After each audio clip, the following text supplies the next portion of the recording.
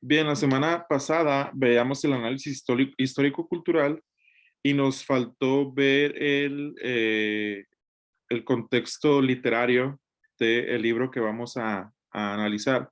Es como de lo general a lo particular, la exégesis, ¿no? Necesitamos hacer primero el contexto de todo el libro de preferencia y luego de todo el libro que vayamos a tomar como parte de nuestra exégesis. Si vamos a hacer una exégesis de Mateo, pues sería hablar de todo el libro de Mateo, quién es Mateo, cuándo se escribe, por qué, cuándo, dónde, etcétera. Y luego ya se va haciendo eh, como el proceso, ¿no? Que ahorita, ¿qué es lo que vamos a ver el día de hoy? Hasta llegar a la traducción. Ya después de la traducción, que es lo que ya próximamente tenemos que entrar, tengo que darles el pasaje que quiero que hagan exégesis. Va a ser la traducción, el análisis gramatical y todo esto. Luego la diagramación gramatical, semántica, etcétera.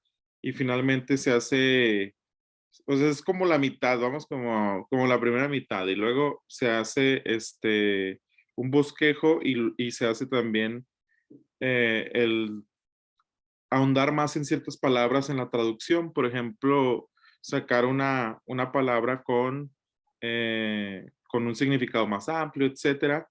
Y finalmente, pues ya se toman como las conclusiones del exégesis. Entonces, el exégesis es lo máximo que podemos nosotros estudiar en la Biblia. ¿Por qué? Porque estamos extrayendo literalmente desde el idioma original lo que el autor bíblico nos trataba de decir, pero pues todo esto es indispensable, ¿no?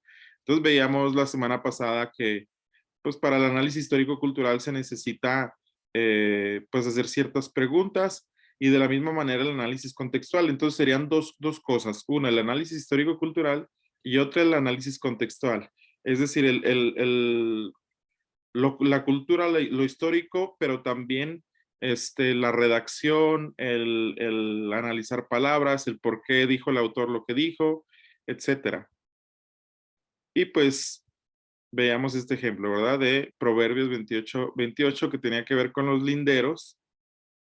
Y los linderos, pues resulta que son los límites territoriales, ¿verdad? Entonces, como es una palabra no muy común para nosotros, sí es necesario ver el contexto histórico-cultural, en qué momento histórico se escribe, la cultura, etcétera, para poder entender. Entonces, a grandes rasgos, el análisis histórico-cultural tiene que ver con esto, ¿verdad? Y hay tres grandes preguntas. ¿Cuál era la situación general histórica que enfrentaba el autor y sus lectores? ¿Por qué el autor y no el libro? Porque el autor obviamente nos está relatando algo que él está viviendo, algo que él está aconteciendo y también algo que están recibiendo un primer auditorio. El primer auditorio sería algo así como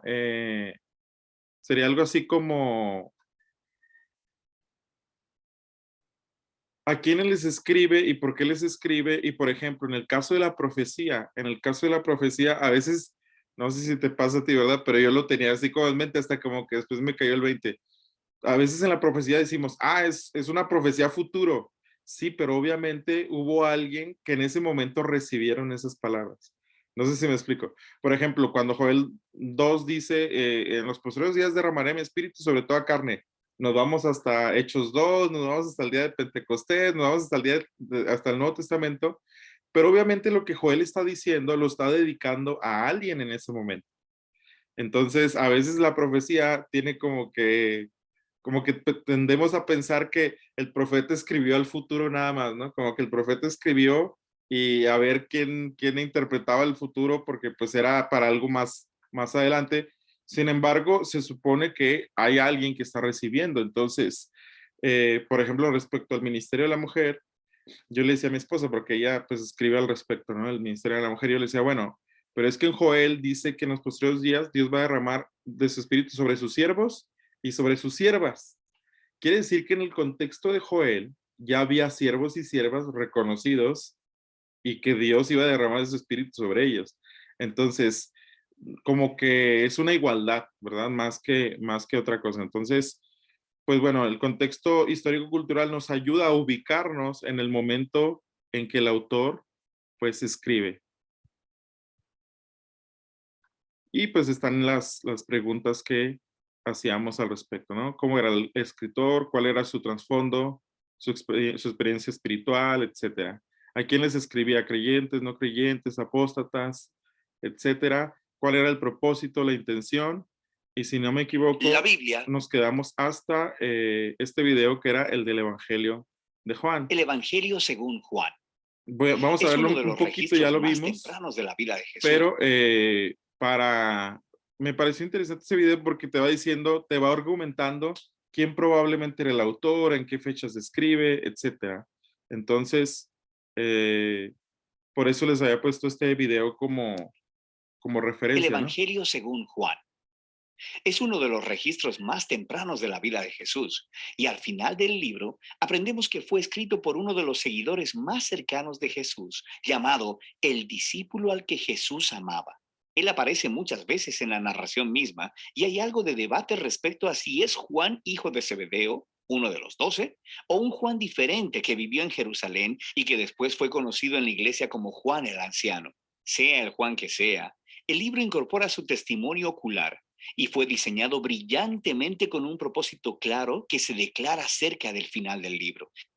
Muy bien. Entonces, si te fijas, es lo que debemos de hacer en la exégesis, ¿verdad? Debemos de decir, bueno, este libro, el libro de Marcos, se cree que fue Juan Marcos, aunque pudo haber sido otro Marcos, pero se inclina la mayoría en decir que fue Juan Marcos, el sobrino o primo o pariente de Bernabé, etcétera. Entonces, por ejemplo, aquí dice el autor, el discípulo al que Jesús amaba, que de hecho ayer predicaba en una reunión de pastores y les predicaba acerca de las experiencias del discípulo amado, así le titulé al mensaje, por lo que Juan dice, lo que nuestros ojos vieron, nuestros oídos escucharon, nuestras manos palparon.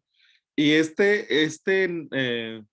no es un sobrenombre, ¿cómo sería? Bueno, podría ser un sobrenombre, no sé cómo llamarlo, el discípulo al que Jesús amaba, lo dice Juan, no lo dice alguien más, lo dice él mismo, lo dice como 5 veces. Entonces, por ejemplo, y se refirió al discípulo al que Jesús amaba, pues está hablando de él, pero en tercera persona. Me parece como muy gracioso porque Juan mismo era el que se autonombró así y nadie le dijo que no, pero pues está raro, ¿no? Y ya aquí argumenta que cuál Juan era, ¿no? Si Juan hijo de Zebedeo, Juan el anciano, etcétera. Hasta aquí, pues más o menos tenemos la base para el contexto histórico cultural. ¿Qué veríamos el día de hoy? Bueno, yo había puesto, si nos da tiempo al final, analizar un poco el capítulo 4 del Evangelio de Juan, que es la samaritana y Jesús, la historia de la samaritana, que hay un montón de cosas culturales, hay un montón de cosas que no entendemos a primer momento cuando leemos. ¿Por qué? Porque necesitamos conocer el contexto histórico-cultural, eh, un, el contexto literario o del libro también, de lo escrito, ciertos datos, ¿no? Que no tenemos, pero si nos da tiempo, pues al final lo retomamos. Muy bien, primero la introducción general sería para, vimos primero el análisis histórico-cultural y veíamos que la segunda parte sería el análisis contextual o del género literario que estemos tomando para analizar. Entonces, por ejemplo, para nuestra exégesis, que estoy tomando como referencia una de las exégesis que ya les había enseñado, la exégesis de Marcos 1, 14 al 20, tiene una introducción general. Entonces, primero, algunas observaciones, ¿no?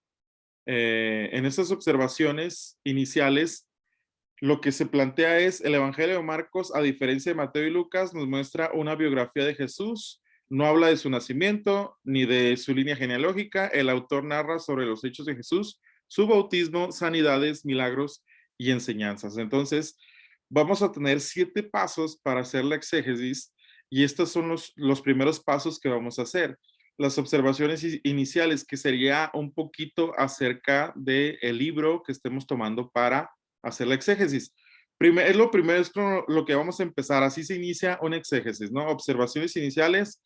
El Evangelio de Marcos, a diferencia de Mateo y Lucas, no muestra biografía de Jesús, no habla de su nacimiento ni de su genealogía. El autor narra sobre los hechos de Jesús, su bautismo, sanidades, milagros, enseñanzas. Si te fijas en 4 líneas, nos dice a grandes rasgos de qué trata el Evangelio de Marcos. y es como lo primero, ¿no? O sea, debemos de entender que Marcos no habla de genealogías, Marcos no habla de esto, pero sí habla de esto otro. Luego, los complementos, una visión panorámica que sería como el contexto de todo el libro. El segundo evangelio es una narrativa que muestra una rápida sucesión de eventos en la vida de Jesús. Es el más corto de los evangelios, con la menor cantidad de material exclusivo. La mención de Rufo en el capítulo 15-21 y en Romanos 16-13 sugiere que el libro de Marcos fue escrito para romanos. Además del uso de palabras latinas, las horas se expresan al estilo romano y las costumbres judías son explicadas. Puesto que el libro se escribió en griego, las expresiones de otros idiomas se traducen al griego. Aquí lo interesante es, por ejemplo, siempre nos han dicho como que tradicionalmente, Mateo escribe a los judíos, Lucas escribe a los griegos y Marcos escribe a los romanos. Eso es lo que tradicionalmente nos han dicho. Y tiene algo de razón, pero aquí ya estamos argumentando. Si te fijas en la visión panorámica, el argumento es que en su narrativa muestra una sucesión de eventos en la vida de Jesús como que Marcos no le gusta dar detalles, ¿no? Marcos se va más al grano, te quiero explicar esto, no te quiero decir cuándo ni dónde nació Jesús, pero te quiero decir que hizo milagros, te quiero decir que hizo esto, ¿no? Entonces hace la mención de Rufo, que es un romano, al igual que con Lucas, con Teófilo, que es un griego, pudiera darnos la referencia de que Marcos escribe a los romanos, aparte de que toma como un estilo para que los romanos entiendan, como que los recipientes o los que están recibiendo este evangelio primordialmente son romanos por la forma y el estilo que utiliza Marcos. Las costumbres judías son explicadas, en otro evangelio no. ¿Por qué? Porque está escrito para gente judía, para gente que entiende las costumbres. ¿Para qué les vas a explicar, no? Pero en la visión panorámica de Marcos, aquí sería como argumentar acerca del libro, para quienes se escribe, que tendría que ver con el contexto histórico-cultural también, ¿no? Pero ya específicamente del libro que estamos tomando. Después del anuncio de Jesucristo, el siervo de Dios, por Isaías y Juan el Bautista, y su confirmación por Dios y los ángeles, Marcos dedica la mayor parte de su material al ministerio de los milagros de Jesús. Entonces, aquí en la visión panorámica te está diciendo, Marcos no te va a hablar de otra cosa. Marcos te está hablando de los milagros de Jesús y luego sigue su narrativa con sus juicios y su muerte. Entonces, lo que tienen en común los cuatro evangelios es que sí toman la parte del juicio de Jesús y la muerte, ¿verdad?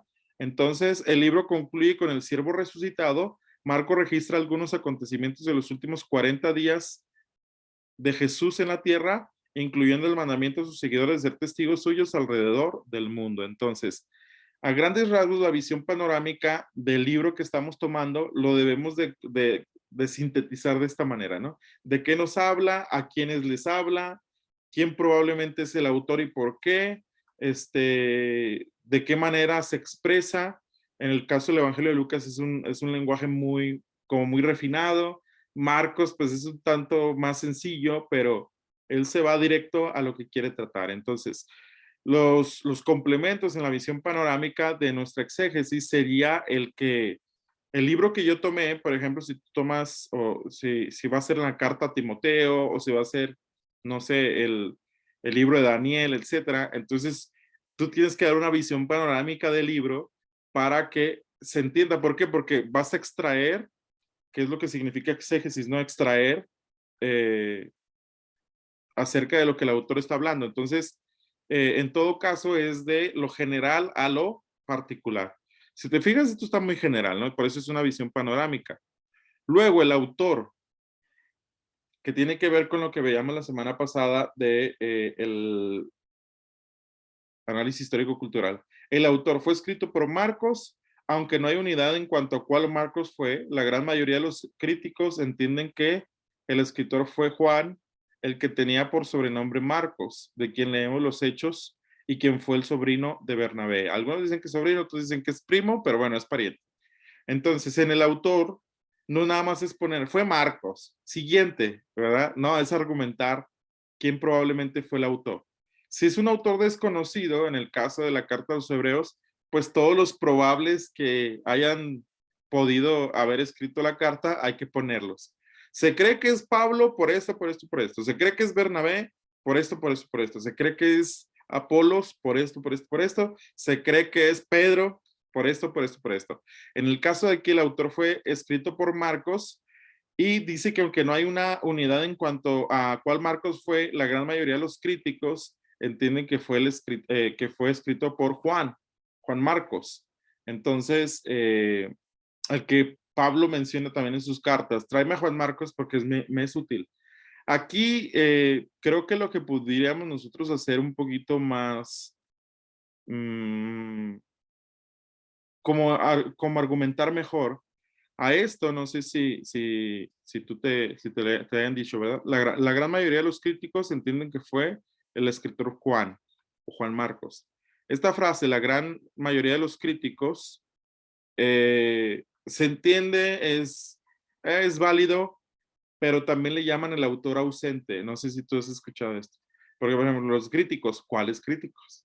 ¿Quién dice eso? ¿Me explico? Entonces, sobre todo en una tesis, por ejemplo, ahora que vas a hacer tesis, no puedes hacer esto. ¿Por qué? Porque sí, pues muchos críticos hablan de Marcos, pero ¿quiénes? Se le llama el autor ausente. Entonces, aunque esto es válido porque pues te está como diciendo que no hay un consenso, que no hay un acuerdo entre cuál Marcos fue, la mayoría de los críticos entienden que fue Juan Marcos. Sí debiéramos de poner la mayoría de los críticos como, no sé, como Stanley Horton o como un teólogo que dijo eso, o como no sé, Roger Stronter, no sé cómo se pide este señor que acaba de morir, de hecho, hace poco. Entonces ya tu argumento es más sólido. ¿Por qué? Porque estás poniendo qué tipo de críticos lo dijeron, ¿no? Ya estás citando quienes se inclinan a que es Juan Marcos. En este caso, pues te digo, puede ser válido porque entendemos la idea, ¿no? Entendemos que entre los que estudian el Evangelio de Marcos, hay quienes dicen, no, pues fue Juan Marcos, la mayoría de los críticos, pero a la vez queda como ausente, ¿no? ¿Cuáles críticos? Porque pues hay muchos, ¿no? Entonces, en un estudio académico no es muy válido el hacerlo así, sobre todo en las tesis. Quizás acá en la exégesis esté un poco más ligero al respecto. ¿Por qué? Porque el meollo del asunto es como más la traducción y más el extraer desde el idioma, ¿verdad? Pero desde aquí ya estás argumentando. Entonces, igual en tu tesis, cuando vas narrando, algunos estudiosos dicen, sí, ¿cuáles estudiosos? ¿Quiénes? ¿Por qué? Porque se le llama el autor ausente. Cuando dices esa frase, pero no dices, es diferente que digas, algunos estudiosos como, no sé, Piaget, desde la educación dicen esto, esto y esto y esto, por esto, por esto, por esto. Entonces ya estás argumentando, estás citando y estás hablando de esos expertos, pero le estás poniendo nombre y apellido. Entonces es como que el único detalle que yo vi en esta parte, ¿no? En la parte del autor. Obviamente hay que argumentar, y mientras más argumentos tengamos con gente que es experta, con nombre y apellido, pues mejor. Luego viene la fecha y el lugar. Acerca de la fecha de este evangelio, de la cual nada de seguro se sabe, sí podemos confiar en la tradición referida por Ireneo. Hago un paréntesis. Creo que hace algunas clases les mencionaba que cuando en los estudios, investigaciones se dice la tradición, no quiere decir que es algo falso, ¿verdad? No quiere decir que, por tradición se cree, no, sino la tradición siempre va a hacer referencia a los testigos que hubo en la época que decían algo al respecto. Por ejemplo, la mayoría de los personajes bíblicos del Nuevo Testamento sabemos que murieron de una forma muy cruel, la mayoría por la tradición, es decir, por lo que decía la gente que vivía en ese tiempo. Entonces, la tradición referida por Irineo, es decir, Irineo está argumentando a través de la tradición, opina que fue escrito en Roma después de la partida de Pedro y Pablo, y si por el término partida hemos de entender su muerte, podemos fecharlo entre los años 64 y 68, pero con toda probabilidad esto es demasiado tarde. Sería probablemente más aproximado a la verdad el fecharlo como 8 o 10 años más temprano. Entonces, si te fijas, ya aquí habla de Irineo. Irineo es el que nos está dando como la referencia. Lo que nos faltaba en la cuestión del autor. Entonces, si te fijas, el argumento se hace más sólido cuando ya citas a alguien, porque estás hablando de un padre de la iglesia, de la patrística, entonces estás diciendo, no, no nada más lo busqué en Wikipedia, ¿no? Que es pecado y que todos decimos, no, no puedes buscar en Wikipedia porque Wikipedia no es cierto, nada más te pone algo ahí y tú mismo lo puedes modificar si quieres, ¿verdad? Te puedes meter y modificarlo. Pero lo que tiene bueno en Wikipedia es, hablando de Wikipedia, es que al final tiene las referencias del artículo o, del, o de la biografía, etcétera. Y esas referencias a veces son buenas. Entonces, ¿qué es lo rescatable de Wikipedia? Que te vas hasta el final y encuentras bibliografía de ese tema. Y es bibliografía buena muchas veces. En este caso, si te fijas, Ireneo es el que está utilizando, quien está haciendo el exégesis lo está utilizando como la referencia más fuerte para decir que se escribió el Evangelio de Marcos entre el 64 y 68 en Roma, pero que probablemente pudo haber sido 10 años antes, en el 58 o en el 54. ¿Por qué? Porque es antes del 70. En el 70 es la caída de Jerusalén, donde todo es destruido. Ningún libro del Nuevo Testamento está fechado después del 70, con excepción de Apocalipsis. Entonces, todos los libros del Nuevo Testamento van a tener una fecha máxima del 68 aproximadamente.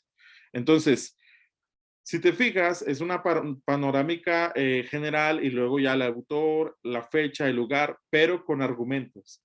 ¿Por qué se cree que fue en el año 68, 64 y 68? Bueno, según Irineo, no mis palabras, según a quien estoy citando, se cree que fue en estos años. Entonces, tiene un poco más de peso, obviamente, cuando pones nombres, ¿no? De expertos en lo que estás hablando.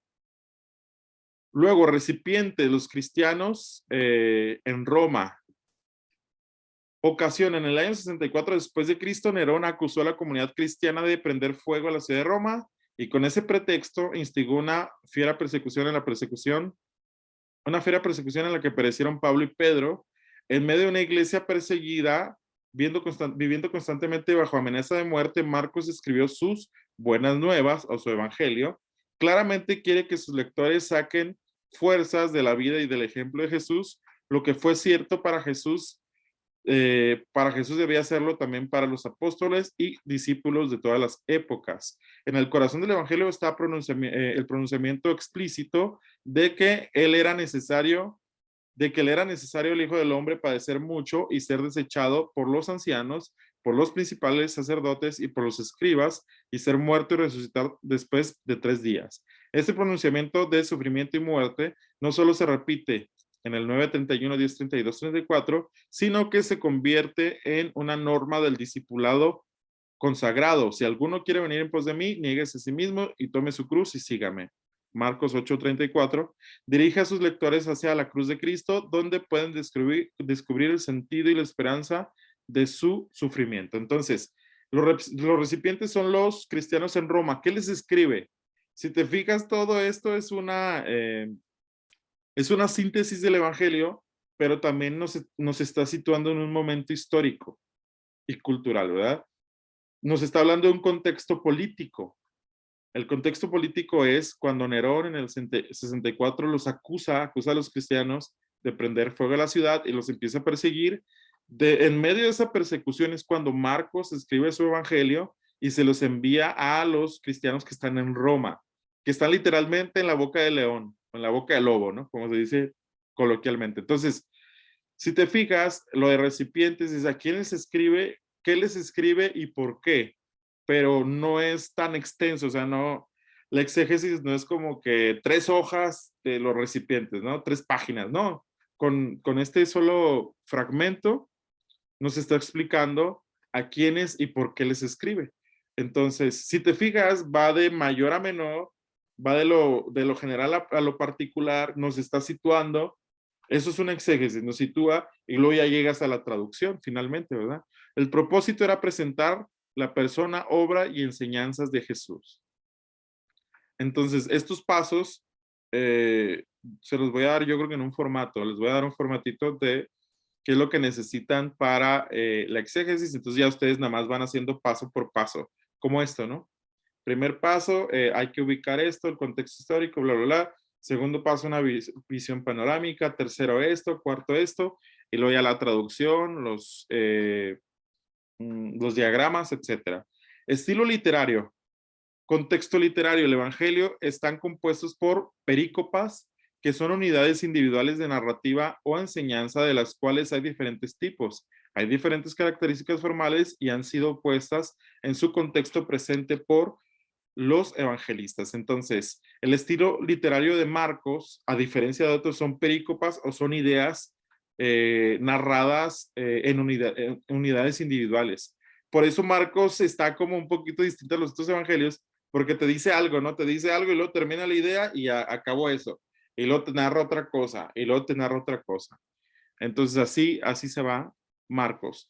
Límites de la unidad del texto, que sería como la perícopa, que sería, pero desde el griego obviamente, va a tomar desde el 14 hasta el 20 del capítulo 1. El autor comienza desde el capítulo 1, versículo primero, hablando sobre Juan el Bautista, 1 al 8. Después pasa al bautismo de Jesús, 9 al 11, la tentación de Jesús, 12 y 13, y posteriormente inicia el versículo 14, como Jesús inicia su ministerio después del encarcelamiento de Juan, 14 y 15, y por último, el llamado de los discípulos, 16 al 20. Entonces, los límites de la unidad del texto marcan las divisiones naturales del texto. Es decir, el capítulo 1 estaría dividido de esta manera. Del 1 al 8 habla de Juan el Bautista, del 9 al 11 habla del bautismo de Jesús, del 12 y 13 habla de la tentación de Jesús, y del 14 al 20, si quisiéramos decirlo así, habla del llamado, inicia su ministerio después del encarcelamiento de Juan y habla del llamado de los discípulos. Entonces, esto también, los límites de la unidad del texto nos ubican para pensar cuáles son los temas que se puedan tratar en un solo capítulo, pero nosotros estamos tomando solamente del 14 al 20. Entonces, los límites de la unidad del texto, que sería el paso número 2, tendría que ver con de dónde a dónde voy a hacer mi exégesis. Luego, discernir el papel de la unidad dentro del contexto más amplio. En el comentario de Robertson, si te fijas, mira, ya aquí está como argumentando con autores, ¿verdad? Es mejor. Es más mejor, menos peor, ¿verdad? Dice la gente. Entonces, en el comentario de Robertson sobre el capítulo primero dice que Marcos comienza la narración del ministerio activo de Jesús y es seguido por Mateo y Lucas. Marcos sigue individualmente la predicación de Pedro. Si no fuera por el cuarto evangelio, desconoceríamos el año de obra en varias partes del territorio: Perea, Galilea, Judea, Samaria, procediendo al ministerio en Galilea. Juan da material supuestamente suplementario al de los evangelios sinópticos. Aquí en general el arresto de Juan tuvo mucho que ver con la partida de Jesús de Judea a Galilea. Y luego ya se ubica en los versículos que va a ser la exégesis. De los versículos 16 al 20, Marcos vuelve a atrapar la imagen de Jesús en acción. De ahí hasta el final del capítulo 1, vemos a Jesús llamando a sus discípulos, 16 al 20, liberando a un hombre que tenía un espíritu inmundo, 21 al 28, sanando a la suegra de Pedro y a otros, 29 a 34, predicando en Galilea, 35 a 39, sanando un leproso, 40 a 45, y continúa así hasta el capítulo 3.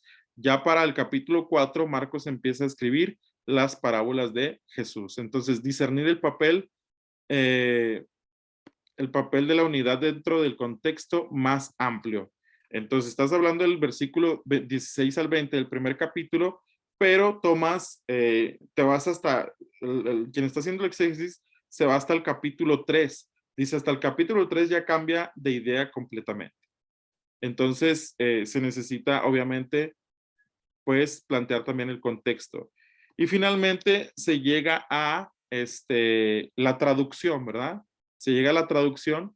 Después de todo lo que vimos ahorita, que sería la primera parte del exégesis, llegas a la traducción. Marcos, capítulo 1, versículo 14 al 20. Y bueno, está pues aquí en griego con letras negras, el análisis gramatical está en rojo y la traducción está en azul. Después de pero a lo ser entregado a él, Juan, él vino, él, Jesús, a la, etcétera. Entonces, primero ya se hace una traducción provisional que sería una traducción sencilla en el sentido de nada más la traducción sin refinar, sin acomodar las palabras en español, hacer el análisis gramatical. Lo ideal es hacerlo nosotros, ¿verdad? Directamente. Y ya después, si quisiéramos compararlo, ¿no? Con alguna Biblia interlineal o alguna Biblia que está haciendo el análisis, porque todo esto pues ya lo encontramos en línea, ya encontramos los pasajes con el análisis hecho, ¿no?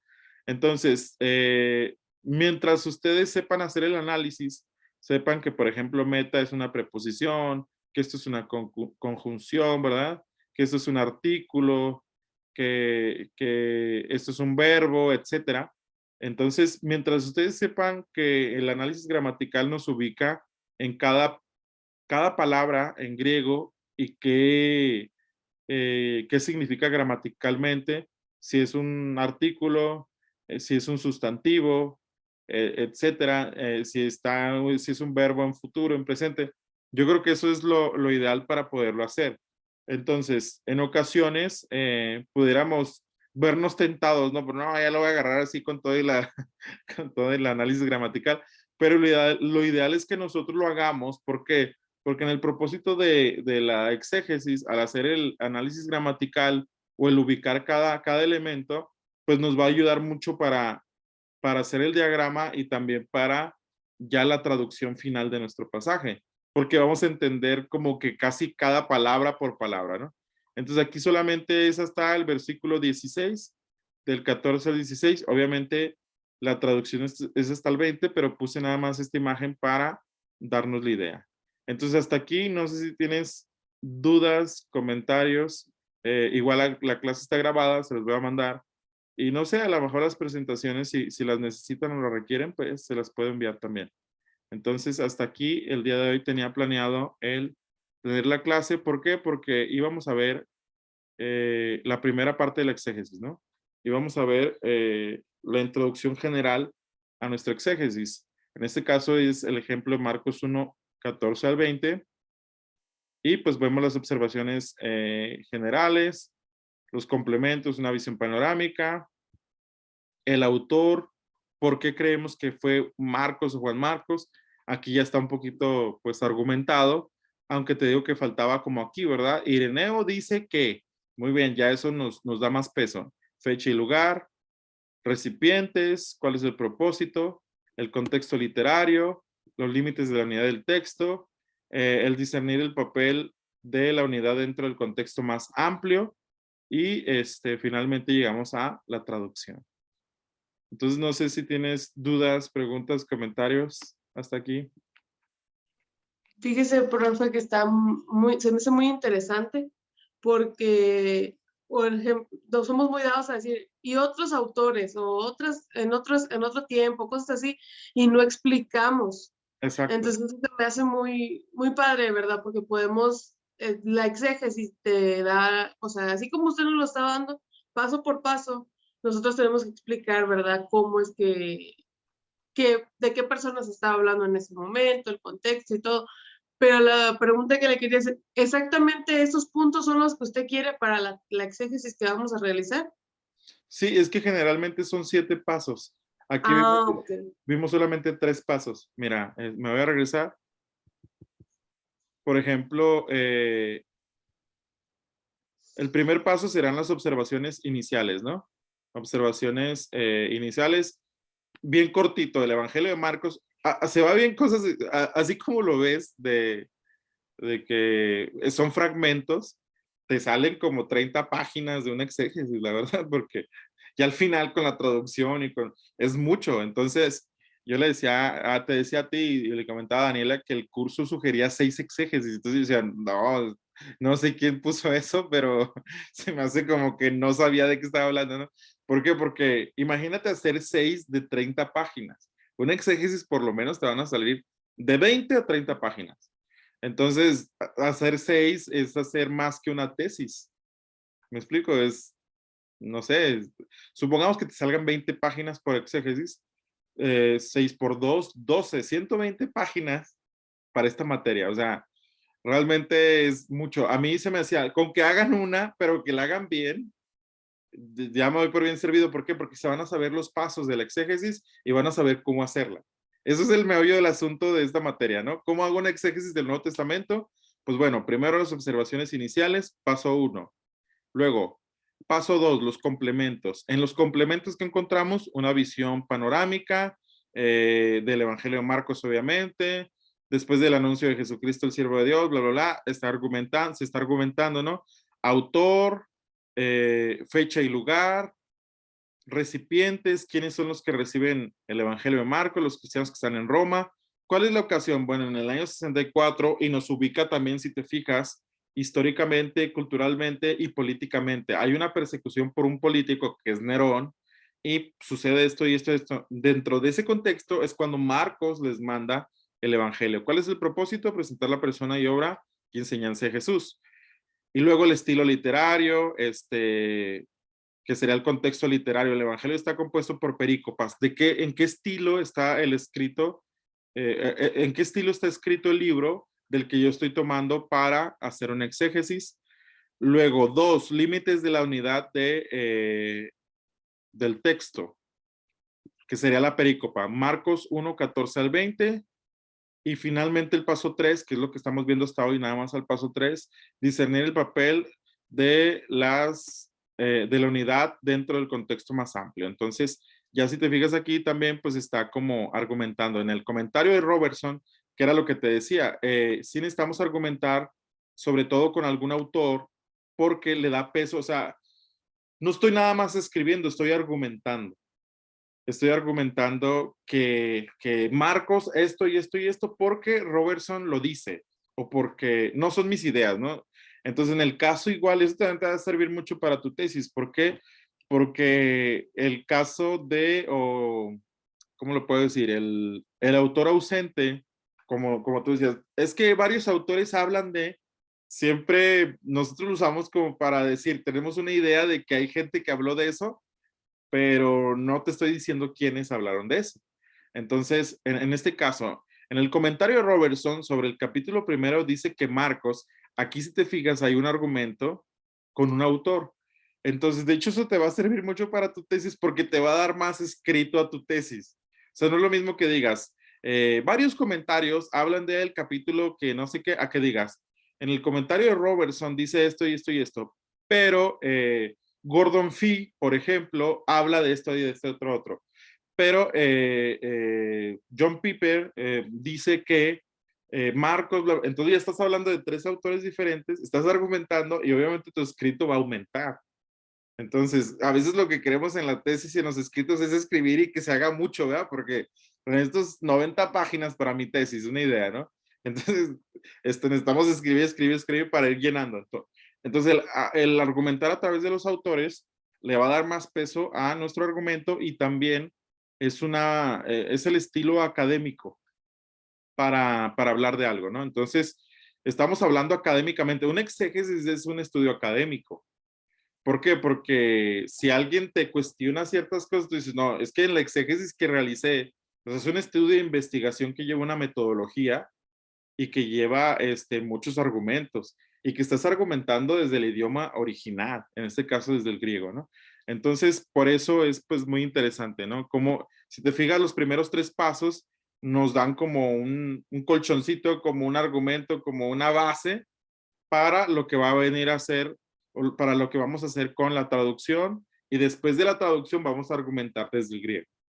Entonces, no sé si tendrías alguna otra duda, pregunta.